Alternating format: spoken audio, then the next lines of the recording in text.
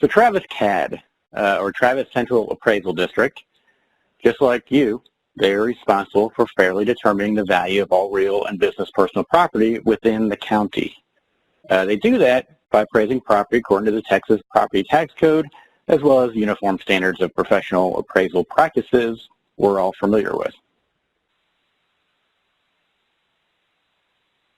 Now let's look a little deeper into Travis and learn a little bit about how big they are, what the scope of their county is. Here's some numbers for you. Travis is about 873 square miles.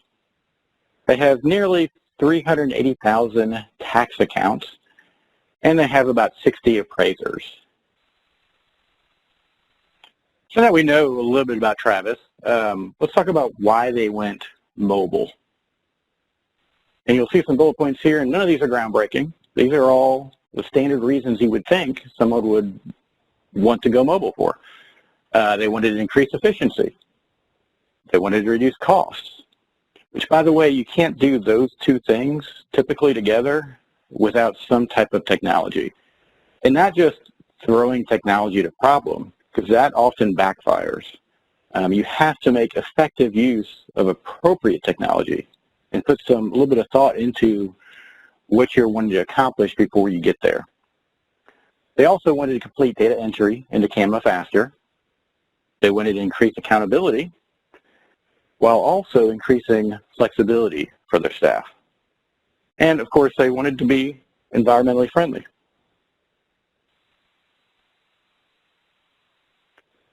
Now just for a moment, let's take a quick moment here to look at kind of a pre-mobile, post-mobile environment and compare and contrast.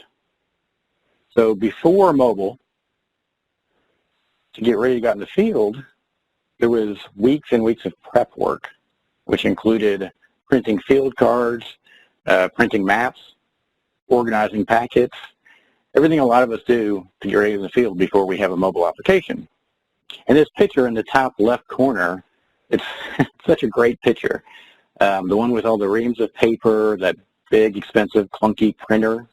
And I've worked with those printers in my life, and I spent more time unjamming those things than I actually did printing. But that picture represents everything they wanted to get away from. And if you look at that picture, nothing there says to me, quick, efficient, cheap, and it certainly doesn't say environmentally friendly to me. Now we contrast that with a post-mobile environment. So if I'm getting ready to go in the field, I simply pick up my iPad, fire up the application, download my assignment, and boom, I'm ready to go in the field now.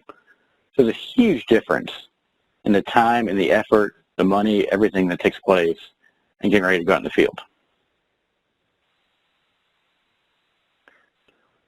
So continuing on with their decision-making process, and one thing they want to do is fix that prep work area.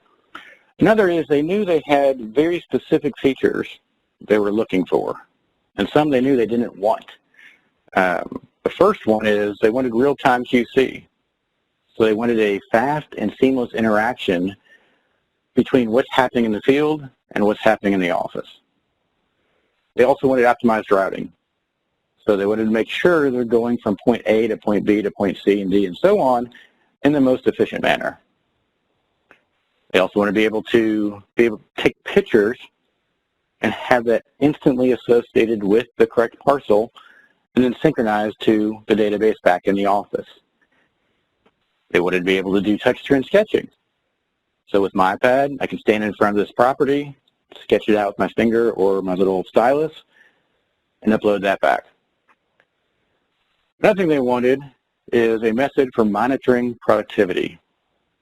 And the marketing side of me actually loves this bullet point more than the rest, because as marketers, we tend to want to analyze and monitor and track everything. And a lot of times what happens is your assumptions may not match what's actually happening, what the data tells you. The data's always right, your assumptions aren't always right. So what Maria and her crew wanted to do was to prove beyond a shadow of doubt, not that we just feel more efficient or we have money left over in our budget, so it must have come from this project. They wanted to show with data they truly are more efficient and they are saving money as a result of this one act. A couple things they didn't want. They didn't want a check-in, check-out system. And I'm sure Daniel will cover that in more detail when he gets to his portion. But just generally speaking, they knew that a check-in, check-out system can be overly cumbersome, and it can actually be restrictive and counterproductive to what they wanted to accomplish. They also did not want a paperless or just a mobile CAMA. Again, that gets back to using the effective technology in an appropriate way. So they wanted a truly field-optimized solution, not just a mobile app. So what were the results? Well, not anybody's surprised. They did actually have an increase in efficiency. They did have a reduction in cost, and they did have 100% ROI in the first year alone. So now we get to look at these charts and stats and data that I love so much. And this one's very telling in that what you're looking at are the field checks completed and data changes input into CAMA system. So these are broken down by years. So you can see off to the far right the blue and green. The green is 2013, blue is 2014.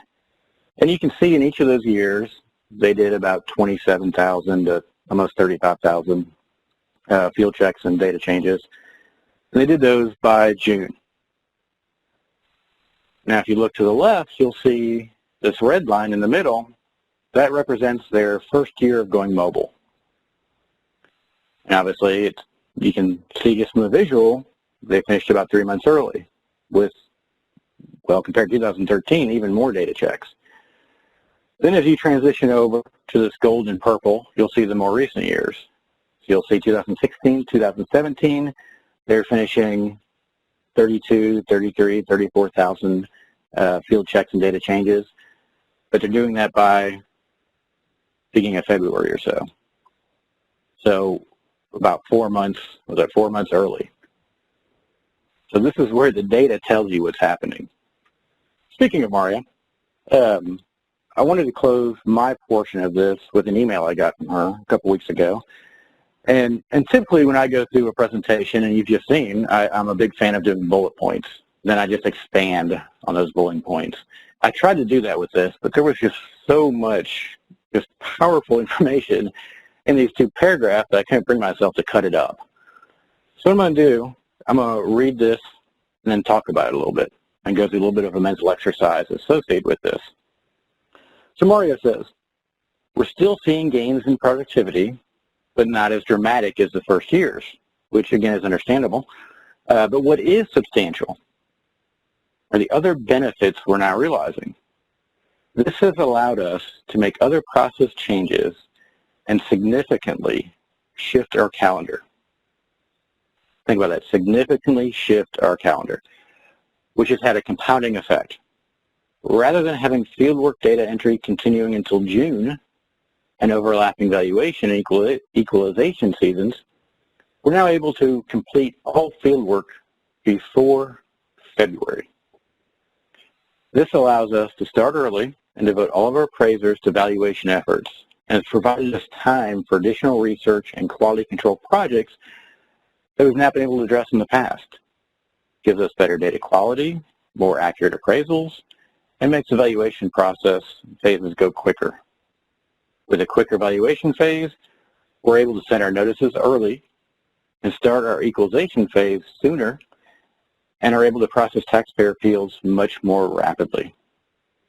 What this has done is made the traditional adversarial equalization phase less stressful to the staff, and of course that helps manage stress burnout and staff retention.